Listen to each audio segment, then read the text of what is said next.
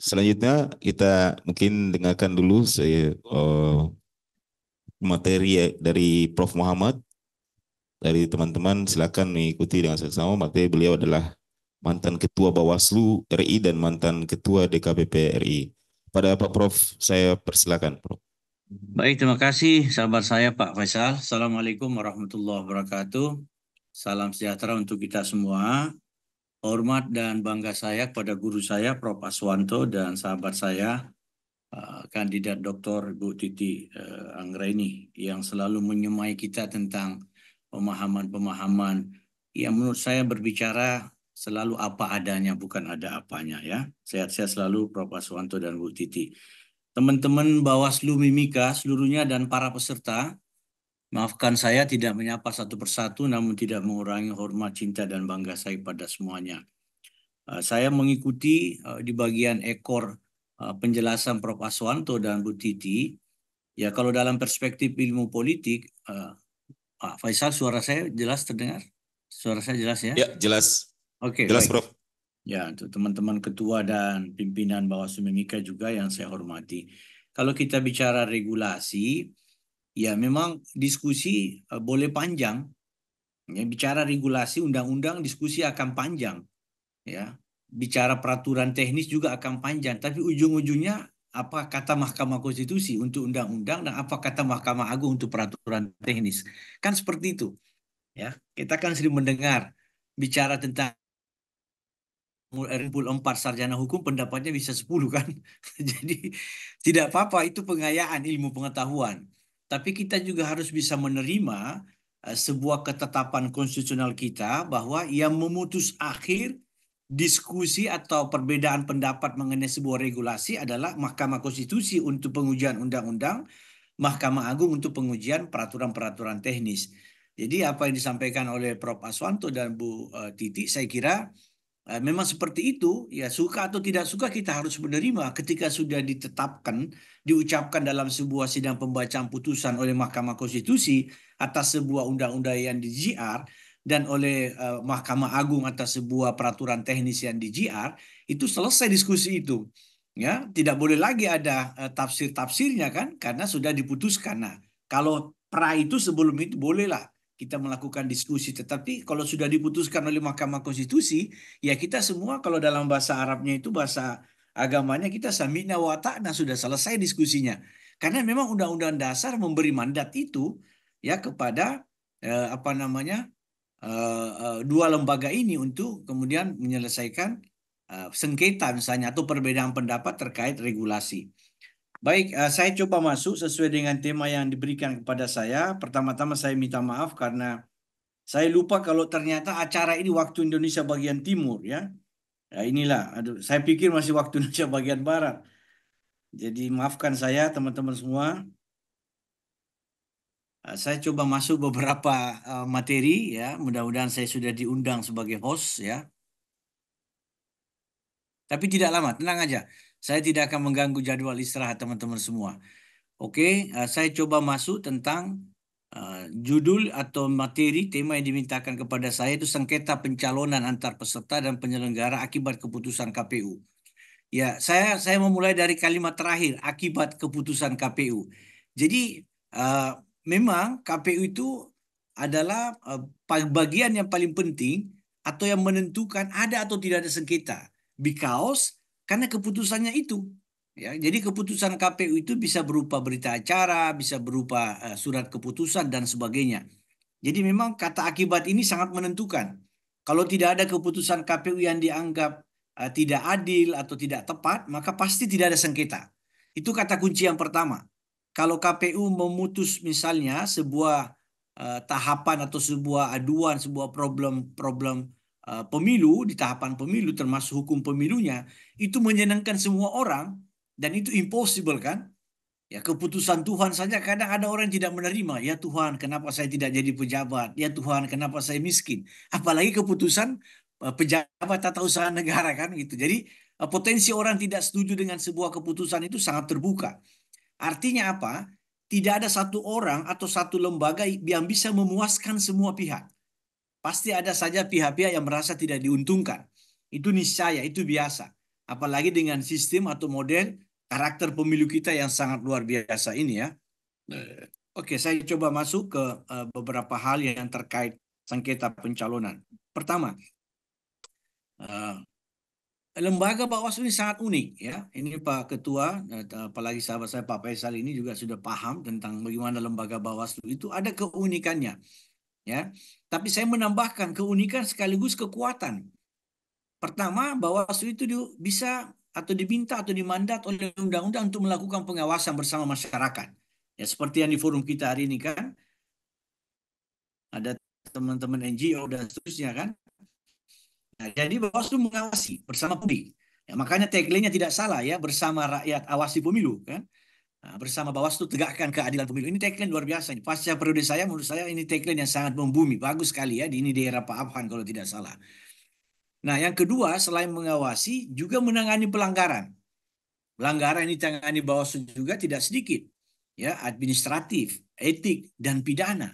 Yang masing-masing punya karakter, punya tantangan, punya persoalan yang juga tidak ringan. Ya, tidak mudah, cukup rumit. Ya, menangani pelanggaran administrasi, di situ ada KPU. Ya, penanganan administrasi Bawaslu itu diserahkan kepada KPU. Saya sudah pernah beberapa kali mengusulkan bahwa penanganan administrasi itu kalau bisa berhenti di Bawaslu saja. Bukan karena saya pernah di Bawaslu. Karena begini, kalau Bawaslu sudah menangani pelanggaran administrasi, ya, menurut dia terjadi dugaan pelanggaran, ketika dikirim atau diserahkan rekomendasi itu kepada KPU, oleh KPU itu berdasarkan peraturan KPU juga, itu diteliti lagi, dikaji lagi, ya, dibedah lagi, dianalisis lagi, diverifikasi lagi, diklarifikasi lagi, lalu sampai pada kesimpulan bahwa tidak terjadi pelanggaran. Jadi agak lucu nih kita punya model-model penyelesaian pelanggaran administrasi. Bawaslu mengatakan terjadi pelanggaran, dikirim ke KPU untuk tindak lanjut atau untuk mengeksekusi, KPU meneliti kembali, KPU berkesimpulan, tidak ada pelanggaran, akhirnya berhenti. Itu jadi kayak traffic light yang macet, lampu lalu lintas yang macet. Nah, kemudian menangkan pelanggaran etik dan pelanggaran pidana melalui sentra Gakumdu. Ini sentra Gakumdu ini benar-benar menurut saya, kalau pandangan saya sebaiknya dihilangkan sudah forum ini karena tidak efektif. Tidak efektif sekali karena polisi jaksa itu biasanya berkawan tuh. Lebih banyak sependapat polisi jaksa dibandingkan dengan sependapat dengan pengawas pemilu. Jadi formasinya selalu 2-1 atau 1-2. Banyak sekali dugaan-dugaan pelanggaran pidana yang menurut Bawaslu terpenuhi, tapi menurut polisi jaksa tidak terpenuhi. Akhirnya berhenti. Nah, sikap keputusan atau kajian polisi jaksa tidak terpenuhi itu tidak murni hukum pidana yang dia gunakan. Tapi kadang-kadang politis. Ya, kadang-kadang politis. Kadang-kadang Kapoldanya mengatakan, itu ada kasus pidana, itu berhentikan. Jangan sampai lanjut. Ini fakta. Ya, menurut sebenarnya kajian pidana pemilu itu bisa diproses sampai ke tingkat pengadilan. Tapi karena ada pesanan tanda petik dari oknum tertentu, apakah pejabat Polri atau pejabat kejaksaan atau pejabat politik, maka kasus pidana pemilu itu berhenti di kajian sentra Gakumdu. Dan itu jumlahnya banyak ya. Saya punya pengalaman 5 tahun di Bawaslu dan 5 tahun di DKPP. Jadi menurut saya sentra Gakumdu ini memang kurang efektif ya. Perlu dievaluasi serius lah ya. Sudahlah, kalau memang polisi atau jaksa mau menangani ini, lebih bagus diserahkan aja semua ke polisi dan jaksa. Semua dugaan pelanggaran pidana, biar polisi jaksa yang menyelesaikan. Bawaslu nggak usah ikut cawe-cawe deh. Bawaslu cukup di pelanggaran administrasi dan dugaan pelanggaran etik. Terus yang ketiga ya, menyelesaikan sengketa proses. Seperti diskusi kita hari ini. Sengketa proses adalah mahkota Bawaslu. Ya, walaupun masih bisa ada upaya banding kan setelah diputuskan oleh Bawaslu bisa lanjut ke pengadilan. Dan yang ketiga, merekomendasi dugaan pelanggaran lainnya terkait pemilu atau pemilihan. Jadi teman-teman Bawaslu yang saya hormati, Anda harus tahu dan mudah-mudahan Anda sudah tahu bahwa Anda punya kewenangan lain selain yang diatur dalam administrasi, etik dan pidana atau sengketa. Anda bisa mengkaji dan merekomendasi dugaan pelanggaran lain yang tidak terkait direct dengan pemilu atau pemilihan. Misalnya, dugaan pelanggaran netralitas teman-teman ASN TNI Polri. Dan itu di pilkada akan marak seperti itu. Ya, kita lihat di pilkada itu rata-rata ASN Polri itu, terutama ASN, itu benar-benar stres tuh kalau pilkada tuh. Dia mau netral, dapat tekanan, dapat pesanan, dan seterusnya ya. Sehingga ada istilah dinas mata air dan dinas air mata. Balas jasa, balas budi, dan balas dendam. Itu istilah-istilah pilkada itu. ASN kalau tidak menentukan pilihan, sikap, itu akan sampai pada dua situasi, dua keadaan. Yaitu dinas mata air atau dinas air mata. Ya. Itu walaupun undang-undang sudah membatasi 6 bulan sebelum dan sesudah nggak boleh ada mutasi, tapi bagi bupati dan gubernur terpilih, sebelum 6 bulan 2-3 hari, di kantongnya sudah ada pejabat-pejabat yang akan dimutasi dan pejabat-pejabat yang akan dipromosi. Oke, itu karakter pilkada kita. Hampir terjadi di semua daerah. Ya, oke. Next. Nah, ini kenapa sengketa proses itu penting? Yaitu untuk menjamin right to vote, ya, hak untuk memilih, dan sesuai tema kita hari ini adalah right to be kandidat, hak untuk menjadi calon. Jadi dalam deklarasi HAM tentang pemilu juga di hal ini dua hak yang harus dijamin dan diperhatikan, itu right to vote dan right to be kandidat. Maka hendaknya menjadi misi penyelenggara pemilu untuk memastikan akurasi fasilitasi kedua hak tersebut. Teman-teman KPU Bawaslu itu concern memastikan bagaimana masyarakat yang sudah memenuhi syarat itu terakomodir ya. Kemarin kita sudah selesai coklit, saya dapat informasi dan melakukan penelitian mandiri, itu masih banyak problem-problem. Banyak yang sudah meninggal, masih muncul juga. Ini kok masih terjadi hal seperti itu. Ada nama-nama yang sudah meninggal, ya itu sudah masih muncul lagi. Sehingga apa namanya, hinaan orang-orang kepada pemilu kita bahwa ada mayat bisa ke TPS, itu mungkin terjadi lagi besok. Karena sudah meninggal masih muncul namanya. Hebatnya lagi, selain meninggal bisa nyoblos. Karena nama yang meninggal itu tercoblos rupanya namanya tuh. Jadi hanya ada di Indonesia saja. Ada mayat bisa ke TPS, bisa nyoblos lagi.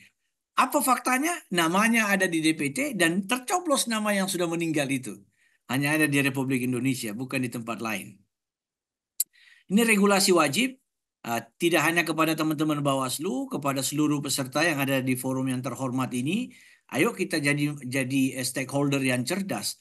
Ya, kita harus memahami regulasi yang digunakan oleh KPU Bawaslu supaya kita bisa membantu KPU Bawaslu untuk mengingatkan kalau dia keluar daripada jalur regulasi yang ada ya. Saya kira ini penting untuk kita pahami bersama dalam rangka sengketa ini. Undang-Undang 7, PKPU nomor 2 tentang tahapan, PKPU 8 tentang pencalonan, Perbawaslu 20 tentang pencegahan dan sengketa proses, Perbawaslu nomor 8 tentang penanganan pelanggaran, peraturan DKPP. Saya menambahkan peraturan DKPP nomor 2 tahun 2017 tentang kode etik dan pedoman perilaku. Itu bagian juga yang harus kita cermati. Karena mengelola pemilu dan pemilihan yang dengan karakter yang sangat berat, besar, ya, dengan tantangan yang luar biasa ini, tidak cukup hanya memahami regulasi, seleksi KPU Bawaslu, ya. Mohon maaf ya, saya bukan menilai negatif sahabat saya Pak Hasim. Kurang apa pengetahuan teknisnya Pak Hasim? Pak Hasim pernah di Jawa Tengah, lalu hampir 2 periode lebih di RI. Kurang apa misalnya seorang ketua KPU punya pengetahuan teknis? Pasti mantap. Tapi kan ada satu hal yang ternyata lemah. Ya, kita cerita beliau sebagai ketua KPU bukan sebagai Hasyim Asyari. Ada lemah, yaitu integritas. Ya, jadi teman-teman harus tetap, saya mengingatkan diri saya dan kita semua, pahami regulasi pemilu secara komprehensif, lalu patrikan diri Anda dengan kode etik. Peraturan DKPP nomor 2 tahun 2017 tentang pedoman perilaku, tentang kode etik dan pedoman perilaku. Itu jangan sampai dilupakan. Tolong selalu dibaca, diresapi, dan diinternalisasi serta dilaksanakan dalam pelaksanaan tugas teman-teman KPU dan Bawaslu, peraturan DKPP nomor 2 tahun 2017. Nah, ini prinsip dasar dalam penyelesaian sengketa proses, harus ada keterbukaan, keikhlasan, kesetaraan, inklusif. Jadi KPU, terutama Bawaslu, ketika menyelesaikan sengketa proses itu menyampaikan pesan-pesan bahwa Anda itu tidak ada sesuatu yang ditutup-tutupi sepanjang undang-undang tidak membatasi. Ya, kita punya Undang-Undang Nomor 14 tentang keterbukaan informasi publik. Kalau keterbukaan atau informasi itu tidak dikecualikan, itu wajib untuk disampaikan kepada publik dengan mekanisme yang diatur oleh peraturan Bawaslu ya. Lalu ada keikhlasan, ada kesetaraan, ada inklusif. Ini nilai-nilai atau prinsip-prinsip yang penting dalam menyelesaikan sengketa proses pencalonan. Berorientasi pada kebutuhan, penyelesaian berbasis fakta dan solusi, serta pengembangan konsensus. Ini silakan saudara baca lagi, ya saya akan kirim kepada panitia. Oke, kita tahu sengketa pemilu itu ada dua, termasuk pemilihan, sengketa proses yang ditangani dan diputus oleh Bawaslu, dan sengketa hasil. Ya, ini kalau Prof. Aswanto, guru saya masih ada di sini, kalau saya tidak salah, MK pernah menyatakan tidak bersedia lagi menangani sengketa hasil, tapi sama DPR dipaksa juga. Jadi memang ya MK juga tidak berdaya oleh kekuatan politik. Ya, apakah di era Prof. Aswanto ada statement itu bahwa MK sebenarnya tidak terlalu happy lagi menyelesaikan sengketa hasil pemilu, tapi karena DPR terus ya memberikan tugas itu, memberikan kewenangan itu, maka tetap sekarang ini MK yang menyelesaikan sengketa proses. Kita lihat beberapa pengalaman tidak bagus juga di MK kan, ketika misalnya ketua MK juga pernah bersoal dengan PK, Akil Muhtar dan beberapa ketua MK yang lain. Jadi memang lembaga-lembaga negara ini semuanya sudah pernah mendapat nilai raport merah ya. Yang terakhir yang paling paling menghebohkan Republik ini kan ya MK, ketua MK siapa? Anwar Usman dicopot secara etik, ketua KPK dicopot secara etik, dan terakhir ketua KPU ya. Mudah-mudahan cukuplah sudah top-topnya lembaga ini dicopot secara tidak hormat. Karena bagi saya walaupun personalitinya yang bersoal, yang diberi sanksi juga orangnya, tapi itu bisa mempengaruhi citra lembaga, citra organisasi. Ya mudah-mudahan sekarang ini yang mengganti Pak Hasim, Pak Afif bisa bersama komisioner yang lain bisa terus recovery segera untuk memperbaiki nama baik lembaga ini ya. Dan sudah cukuplah kita jangan lagi menghardik Pak Hasim yang sudah menerima sanksi sosial. Ya, saya tidak jamin diri saya juga kalau saya diuji seperti Pak Hasim saya lolos teman-teman ya. Jadi jangan kita terlalu keraslah menghina atau istilahnya memberi penilaian yang terlalu jatuh kepada Pak Hasim. DKPP sudah memberi sanksi itu dan semoga itu terakhir ya dan tidak terulang lagi pada penyelenggara pemilu yang lain. Oke, selebihnya adalah teknis ya. Objek sengketa proses pencalonan itu ya berita acara bisa saja menjadi objek sengketa di pencalonan, surat keputusan KPU atau dokumen lain yang terkait dan relevan yang diterbitkan oleh KPU. Jadi intinya seperti tema tadi benar sekali akibat dikeluarkannya keputusan KPU. Jadi makanya pesan saya untuk teman-teman KPU, hati-hati karena Anda ini menjadi sumber sengketa. Ya, hati-hati teman-teman KPU RI Provinsi Kabupaten Kota. Kalau di sini ada KPU Mimika, ingat Mimika punya pengalaman di era saya ketua Bawaslu itu. DPR-nya itu bertahun-tahun tidak ditetapkan ya. Kalau saya tidak salah itu ya, sengketanya lama sekali. Itu rekor itu, tapi bukan rekor yang baik. Nah, mudah-mudahan tidak terjadi lagi ya. Nah, untuk teman-teman yang ada di sini dari unsur KPU, hati-hati, Anda harus bijak, tepat, cerdas dalam menetapkan berita acara dan surat keputusan. Pastikan meneliti potensi masalahnya saja sudah harus Anda bedah. Jangan sampai Anda membiarkan ada potensi masalah, apalagi kalau Anda sudah menyadari di situ ada masalah. Nah, salah satu potensi masalah kan antara pencalonan orang asli Papua. Tadi Prof. Aswanto dan Bu Titi sudah menjelaskan. Ya, itu juga harusnya clear.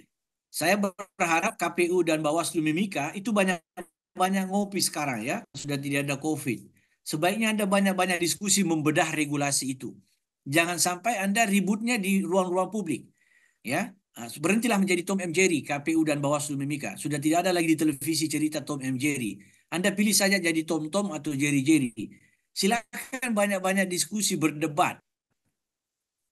Ya, berdebat di ruang publik. Salahkah itu Anda berdebat di ruang publik? Nggak salah. Tapi orang menjadi capek nanti melihat perdebatan regulasi Anda di ruang publik. Silakan Anda berdebat di kantor KPU Mimika atau di kantor Bawaslu Mimika. Hasil perdebatan saudara itu yang kita harapkan kita terima, kita dengar masyarakat Mimika. Oh, antara KPU Bawaslu mantan terpidana sudah clear. Sama-sama menilai atau memahami seperti ini. Jangan KPU berbeda, Bawaslu berbeda. Orang asli Papua, oh sudah clear. Dari kacamata KPU, dari kacamata Bawaslu, sudah clear. Jadi tolong, ini masih ada waktu. Ya, silahkan debat di ruang spesifik, setengah kamar istilah saya, antara KPU dan Bawaslu Mimika. Nah, semoga Anda bisa sepakat ya dalam memahami regulasi, sampaikanlah kesepakatan regulasi Anda, pemahaman itu kepada publik. Saya kira itu cara untuk mengurangi potensi sengketa. Demikian saya kira pengantar saya, sahabat saya Pak Faisal ya. Selebihnya adalah teknis, bisa dibaca nanti, saya akan kirim kepada panitia. Salam sehat selalu. Assalamualaikum warahmatullahi wabarakatuh. Waalaikumsalam warahmatullahi wabarakatuh. Kita berikan aplaus dulu kepada Prof. Muhammad.